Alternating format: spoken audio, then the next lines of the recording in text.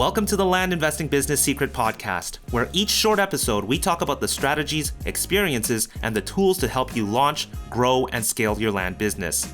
Learn how to find freedom within your own business, find out ways to build consistency in your processes, and hear how other everyday land investors are winning so you can get to the next step closer to building your dream life through your land business. And I'm your host of the Land Investing Business Secrets Podcast by Pebble, Jesse Kwong. Hey, how's it going? It's Jesse here of the Land Investing Business Secrets Podcast. I've got another special guest here for you today. You know, honestly, he is quite relatively new to land. And, this guy, his name is Pete. He's not just a regular guy. His name is Pete Reese, and he has literally 10x'd his business since starting. He is over the seven-figure in revenue, on towards is that eight figures, I believe. I hope I did my math correctly in my head. Maybe I didn't. I don't know. But anyways, he's here to share with you about his team and what he has in place. So sit back, enjoy. Make sure you get a pen and paper ready because he does go through the roles that he has hired for, and it's great to see how he has broken down everything. Pete is super transparent. I think you're going to enjoy this episode here. Anyways, enjoy the episode. Cheers. Hey, how's it going? It's Jesse here. I've got my special guest, Pete Reese. Pete, how are you doing today? I'm doing awesome. Thank you for having me, Jesse. Really appreciate it. Yeah, no, absolutely. So, Pete, before we jump into it, and I really want to talk to you about your team and what you've built, and obviously, you're quite transparent with what you've built too on your website. We can talk a little bit about that as well. But Pete, before we even get into any of that, can you share with us a little bit of a backstory as to how you got into land? Sure.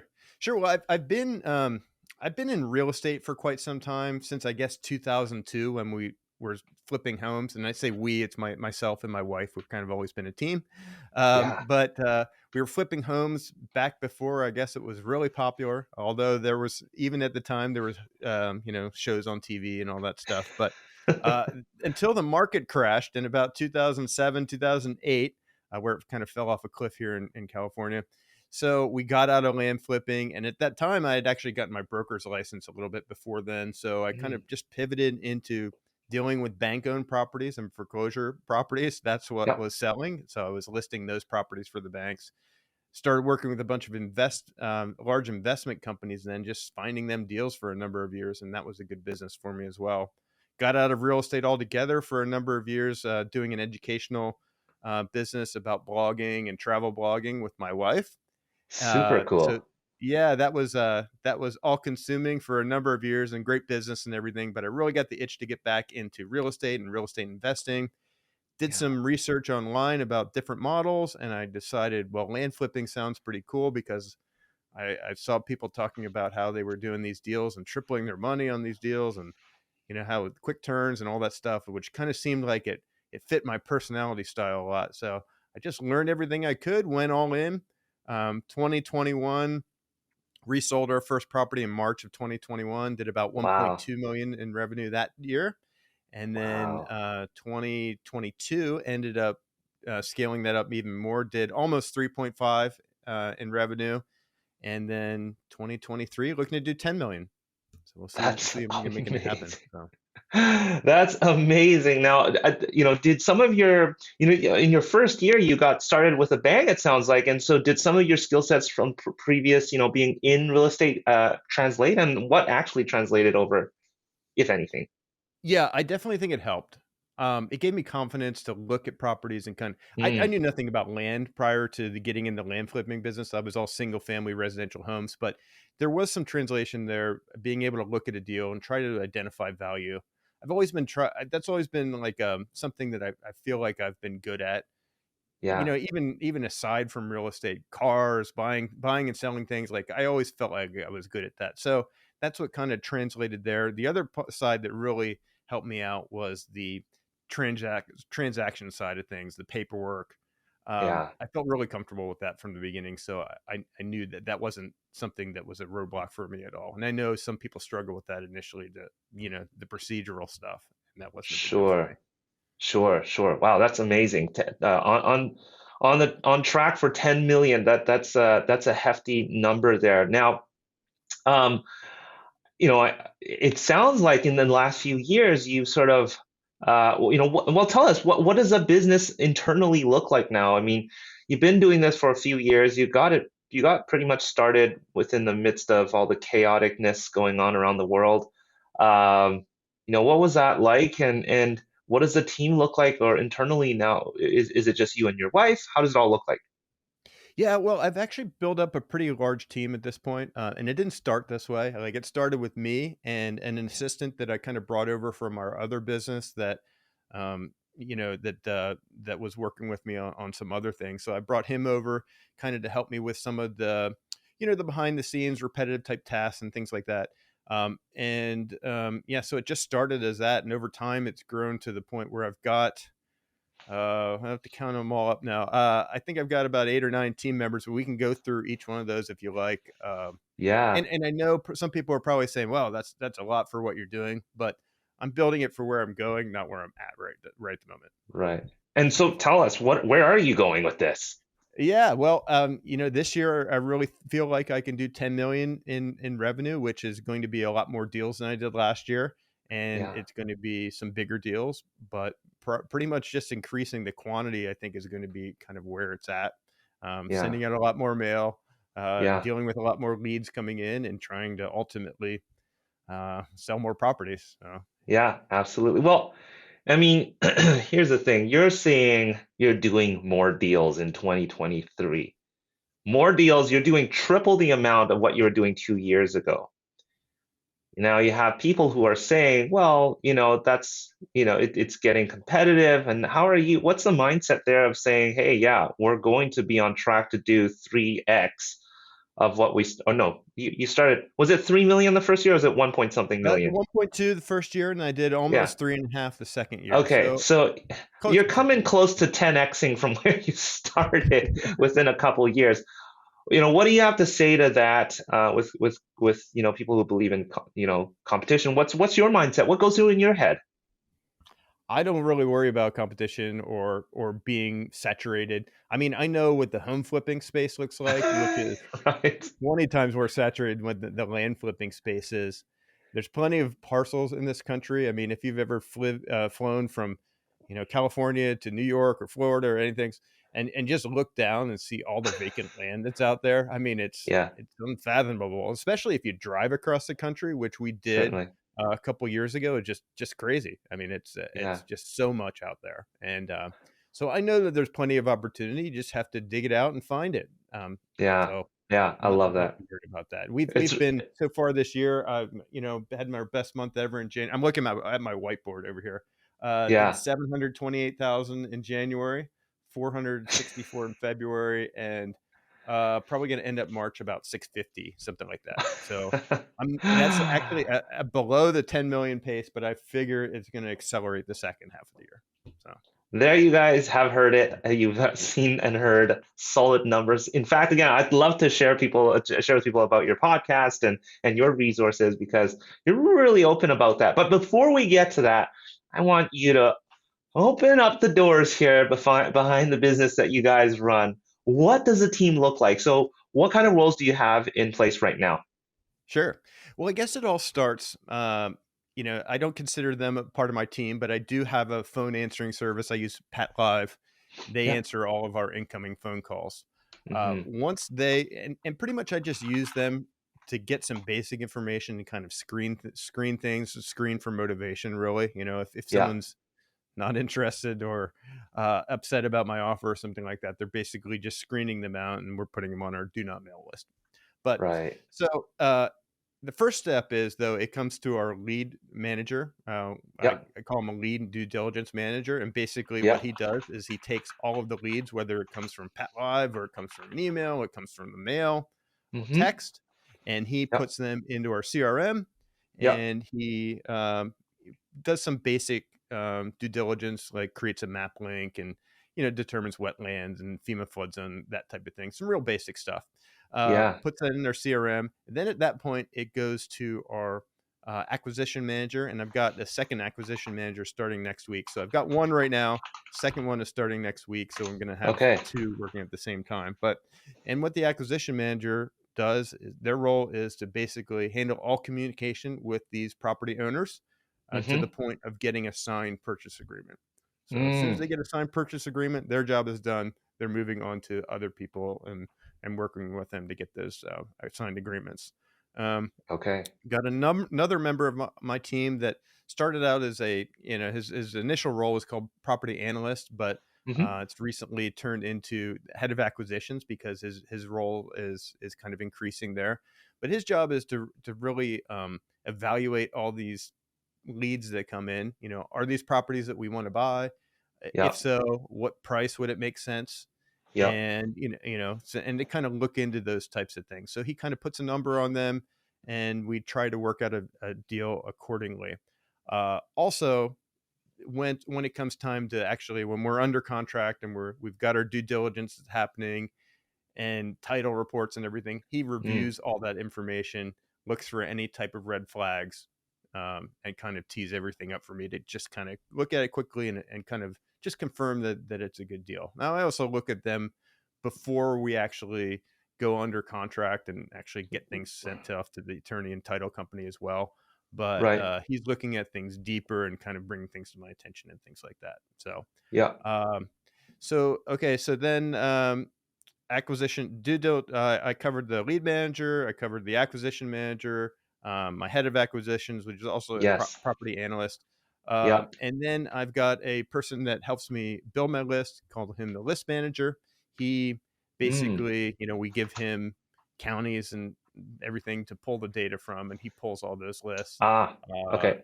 Scrub does a lot of the scrubbing, puts them all Okay. together, which is kind of Yeah. a big job because we're doing I was for a while there. For a long time, I was doing 50,000 mailers a month, and now I'm stepping it up to 100,000 a month. So I do the quantity approach. So there's a lot that goes involved, that involved with building those lists and the pricing and all Right. that stuff.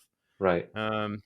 And then I've got an asset manager, I call her, and Okay. that's pretty much what she does is working with the listings, managing the listings we're listing everything with agents or brokers, Okay. local land agents and brokers. But Yep. it just gets to the point where there's a lot to stay on top of, and price reductions and communications and signing listing agreements and all these different things. Uh, Right. so that's her role. And as well, when we're doing any type of value add type stuff, say we're getting a survey, or say we're getting some brush Mm-hmm. cleared, or perk tests, any of that type of stuff, that's her job to coordinate all that type of stuff as well. Right. Um, then I've got a transaction manager, and the transaction manager obviously is in charge of all the transactions on the buy side and on the resale side, communicating with the escrow, title attorneys, um, and just making sure everything goes smoothly. And she also communicates with the property sellers once we get things under contract, just to keep them updated on the process and Right. keep it in the loop. So, Yeah. let's see what else. What else is there? I've got a social media manager that are recently Wow. hired as well, just to kind of help us with our podcast and stuff. But that's kind of separate from the land business itself. Sure. All right. So as you're listening to this episode here with Pete, he is talking all about his team, the systems he has in place. In fact, I even mentioned something called the screen quarter method. Um, this is what I exactly share with everybody on a challenge that I do called the Dirt Hacker Challenge. If you head over to dirthackerchallenge.com, it is a 5-day intensive, broken down 1 hour day. We work on things like setting up your system flow, talking about optimizing on your mailing strategy. We even go through things like role playing on how leads can come in and keep track of those systematically. One of my favorite parts of things that we do on that 5-day challenge is we spend a lot of time talking about building out your standard operating procedures, your SOPs, the fancy word for that, or what I like to call the playbook. And really, how do we hire someone to bring into the team? How do we train them up? Even as a solopreneur right now, you need to have your processes documented. Now, maybe you don't want to spend the time writing it, but We're going to use something called the screen quarter method. Anyways, I talk all about this on the 5 day challenge. It only happens once a month. It's called the Dirthacker Challenge. It is across 5 days. If you can't attend all of them live, they are recorded as well for your replay. There's breakout groups. There's a lot of discussions. There's homework assignment, not homework assignment just to do, but homework that'll benefit your actual business, because I'll get you to map out certain things with your own business. Anyways, head over to dirthackerchallenge.com. Join me on the next upcoming Dirt Hacker Challenge and get fully systemized in just 5 days. Anyways, I'll let you continue listening to this episode. Cheers. Sure. Yeah. Wow. So you've got a pretty fleshed out team here, and let me ask you, how you probably were doing most of this yourself when you first got started, right? Right. So who did you decide who to hire first, and how did you get them onboarded?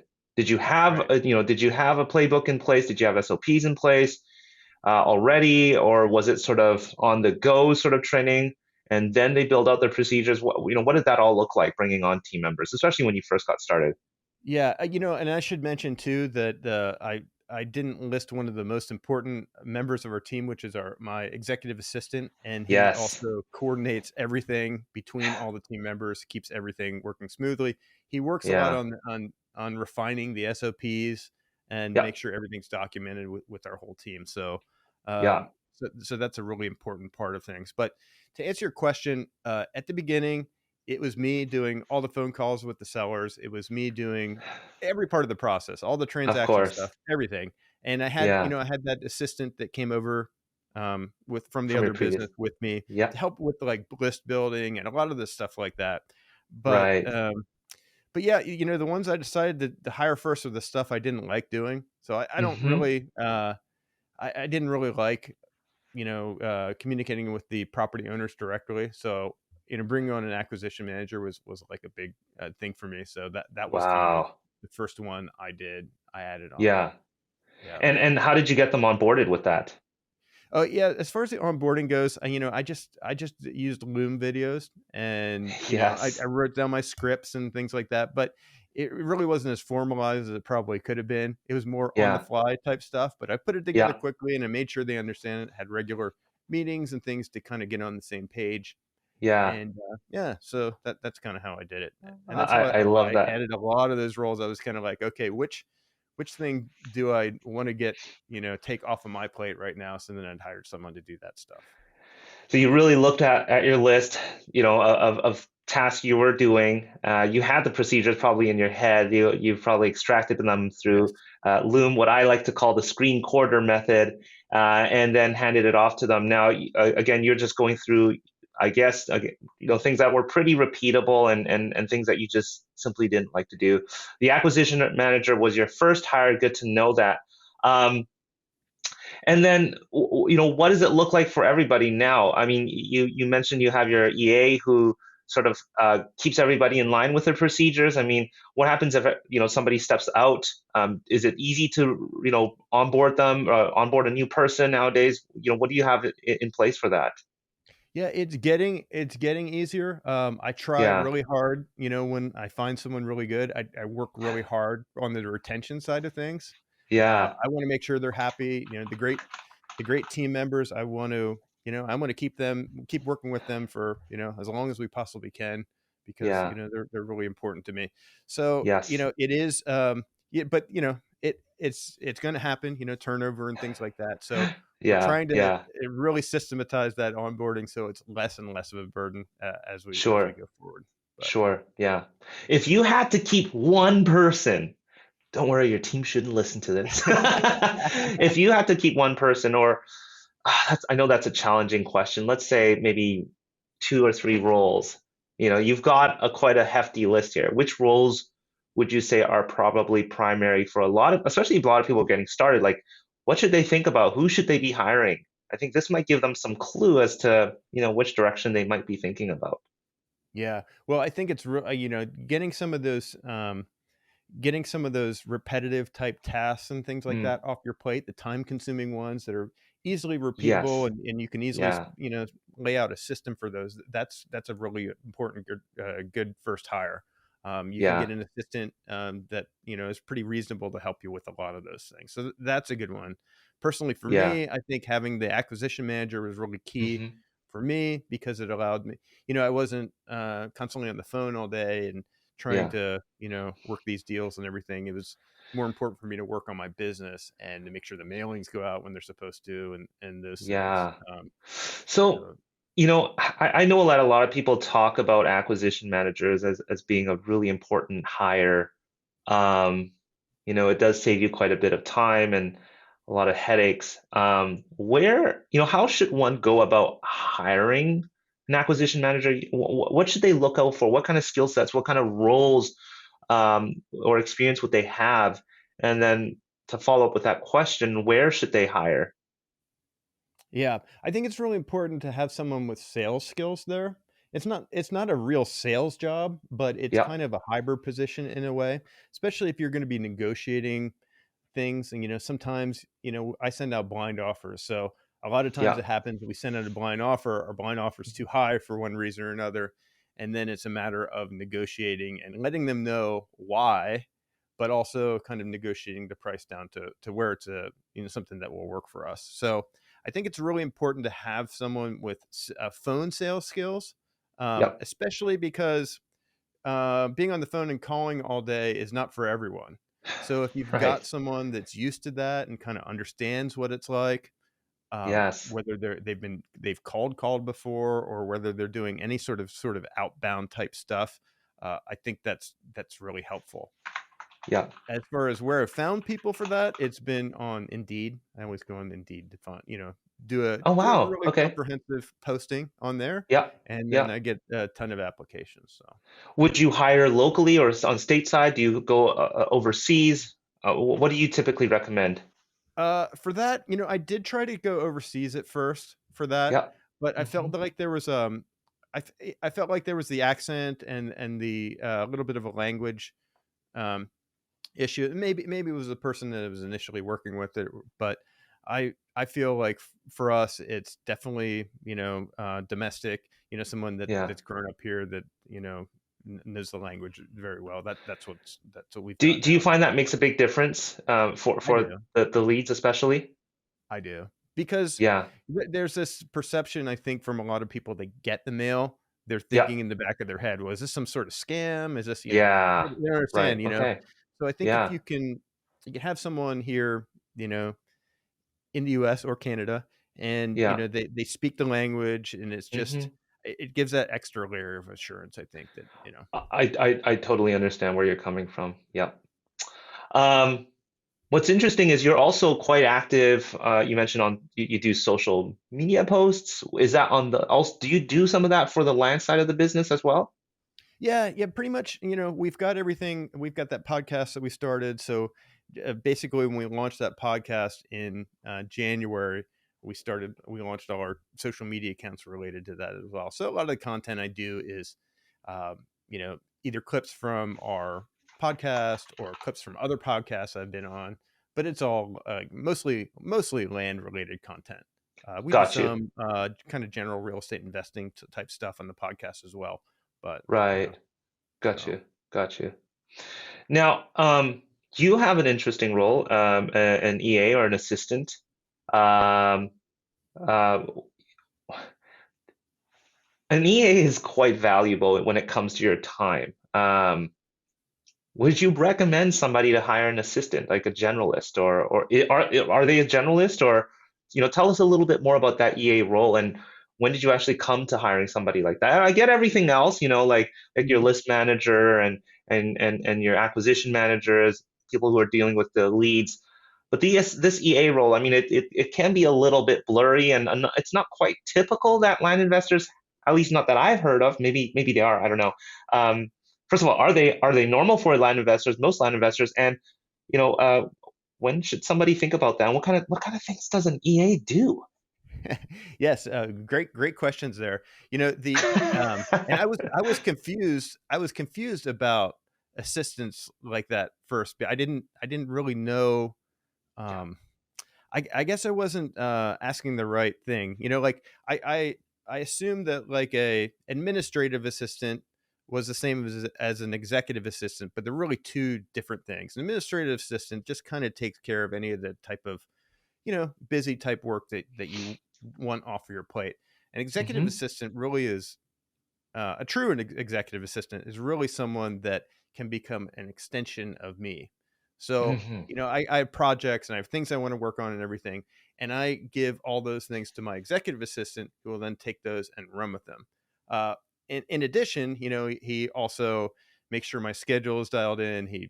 Uh, there's lots of other things that he does. Managing our team is a big part of it as well, because once it gets to a certain point, I've got all these, we use Slack. So I've got all these team members like messaging me on Slack all day about all these different things. And it's like really hard to get anything done. Right. So, you know, I use him as kind of that first, level there. And then things get filtered down to me when they need to get filtered down to me. But I don't know how many land investors use them. Yeah. We've got kind of this, with the podcast going and things like that. Right. He does, he helps on the land side of the business and also getting that The side up and content. going and any other projects I want to do. So Right. kind of a Got hybrid you. role, I guess you would say. But Got you. very Got valuable you. team member for me. And I hired him about, um, I think it was about 6 or 7 months ago at this point, but I don't know And again, is anything that about him someone you now. found on Indeed as well? Yeah, I did an Indeed post for him. Yep. Yeah. Awesome. Awesome. Well, I want to share some of the things that you do outside of the land. I mean, again, it sounds like you've got a machine working for you, and I'm sure a lot of people want to learn a little bit more. They might peck at you a little bit, and maybe want to follow you and see what you're up to. Pete, I know you were recently on my good friend's podcast, Seth, as well, with our YouTube store. Is that right? Oh So I'm yes. Yeah. sure. Yeah. That was a good conversation. Yeah. Yeah, I'm sure you can find a little bit more on that podcast. So a little shout out to Seth over there. But on your podcast and your content site, that's turningprofit.com. Can you tell us a little bit of what should we expect from this site here and what kind of content can we find on here? Yeah, well, turningprofit.com is my home base for our podcast. Um, Yeah, on there, like the podcast, first of all, is about real estate investing, really heavy yeah, focus on land investing because that's what we do. And it's yeah. me and my wife as the co-host. So we Oh, have a that's good awesome. banter back and forth, and we try to keep it fun and interesting as well. Yeah, yeah. So if you like podcasts, and that, we'd love it if you checked it out. The website itself, we kind of use the home base for our podcast, and I do a monthly income report on there for the land Hmm. business. So I Hmm. break down everything about our business that month, like what revenue we took in, the profit we made that month, every single deal. I break down each and every deal, what we bought it for, what we sold it for, how much profit on Yes. that deal, how many days we held it for, notes about that property. So I've got it both in written form, and I also have a video that I do each month with that as well. But I've got them for all 2022, and then That's going amazing. forward here in 2023 as well. So I I'm think it's very literally on useful. So. I'm literally on Pete's site right now, and he literally breaks down, his deals and the cost to purchase and the gross profit and days in inventory. It is really well laid out here. So I encourage you guys to head over to turningprofit.com. Pete, I am embarrassed to say I haven't listened to your podcast before, so I'm looking very forward to checking that out as well. Now, let Awesome. me ask you this: what is the end goal? Why build I know this is something that you've done previously with your previous business, having created content and built a business around content generation. And so, what's the purpose of this? What's the end goal? Is there